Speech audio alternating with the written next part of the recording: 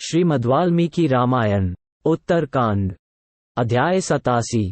श्रीराम का लक्ष्मण को राजा इल की कथा सुनाना। इल को एक मास तक स्त्रीत्व और पुरुषत्व की प्राप्ति। लक्ष्मण की कही हुई यह बात सुनकर बातचीत की कला में निपुण महातेजस्वी श्री रघुनाथ जी हंसते हुए बोले, नरश्रेष्ठ लक्ष्मण, वृत्रासुर का सारा प्रसंग और अश्वमेध यज्ञ का जो फल तुमने जैसा बताया है वह सब उसी रूप में ठीक है। सौम्य, सुना जाता है कि पूर्व काल में प्रजापति कर्दम के पुत्र श्रीमार इल बाहली का देश के राजा थे। वे बड़े धर्मात्मा नरेश थे।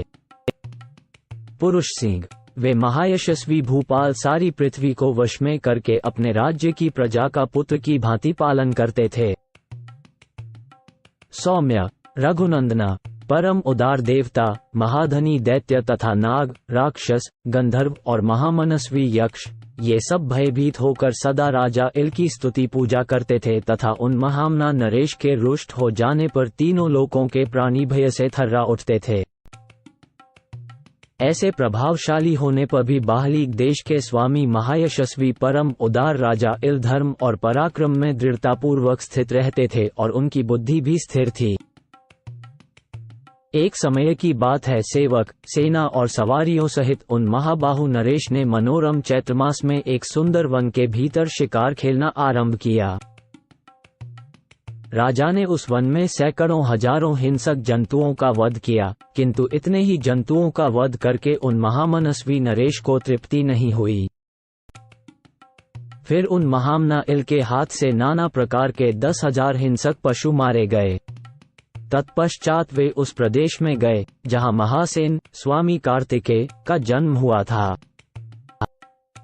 उस स्थान में देवताओं के स्वामी दुर्जय देवता भगवान शिव अपने समस्त सेवकों के साथ रहकर गिरिराज कुमारी उमा का मनोरंजन करते थे, जिनकी ध्वजा पर वृषभ का चिन्ह सुशोभित होता है। वे भगवान उमावल्लभ अपने आप को भी स्त्री रूप में प्रकट करके देवी पार्वती का प्रिय करने की इच्छा से वहां के पर्वतीय झरने के पास उनके साथ विहार करते थे। उस वन के विभिन्न भागों में जहां जहां पुल्लिंग नामधारी जंतु अथवा वृक्ष थे, वे सब के सब स्त्रीलिंग में परिणत हो गए थे। वहां जो कुछ भी चराचर प्राणियों का समूह था वह सब स्त्रीनामधारी हो गया था।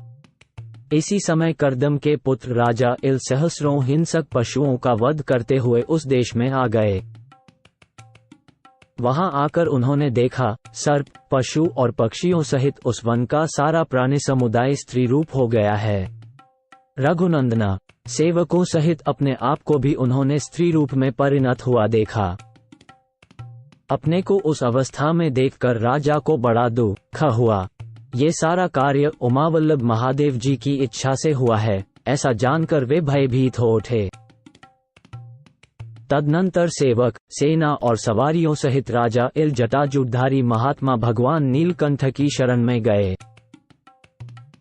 तब पार्वती देवी के साथ विराजमान वरदायक देवता महेश्वर हंसकर प्रजापति पुत्र इल से स्वयं बोले, कर्दम कुमार महाबली राजर्षे, उठो उठो, उत्तम व्रत का पालन करने वाले सौम्य नरेश, पुरुषत्व छोड़कर जो चाहो वह वर मांग लो। महात्मा भगवान शंकर के इस प्रकार पुरुषत्व देने से इनकार कर देने पर स्त्री रूप हुए राजा इल शोक से व्याकुल हो गए। उन्होंने उन सुरश्रेष्ठ महादेव जी से दूसरा कोई वर नहीं ग्रहण किया। तदनंतर महान शोक से पीड़ित हो राजा ने गिरिराज कुमारी उमा देवी के चरणों में संपूर्ण हृदय से प्रणाम करके ये प्रार्थना की, संपूर्ण वरों की अधीश्वरी देवी, आप मानिनी हैं, समस्त लोगों को वर देने वाली हैं। देवी, आपका दर्शन कभी निष्फल नहीं होता, अतः आप अपनी सौम्य दृष्टि से मुझ पर अनुग्रह कीजिए।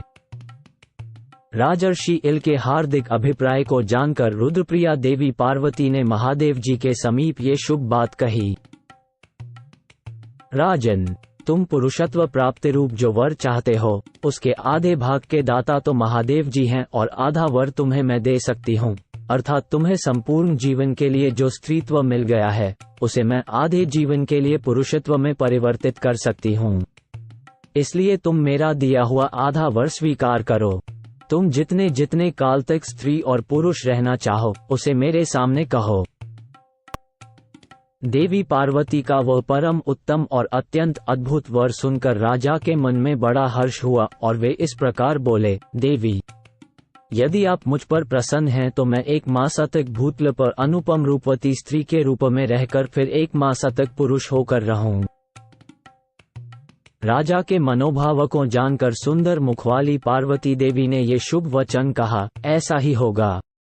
राजन, जब तुम पुरुष रूप में रहोगे उस समय तुम्हें अपने स्त्री जीवन की याद नहीं रहेगी, और जब तुम स्त्री रूप में रहोगे उस समय तुम्हें 1 मास तक अपने पुरुष भाव का स्मरण नहीं होगा। इस प्रकार कर्दम कुमार राजा इल 1 मास तक पुरुष रहकर फिर 1 मास त्रिलोक सुंदरी नारी इला के रूप में रहने लगे।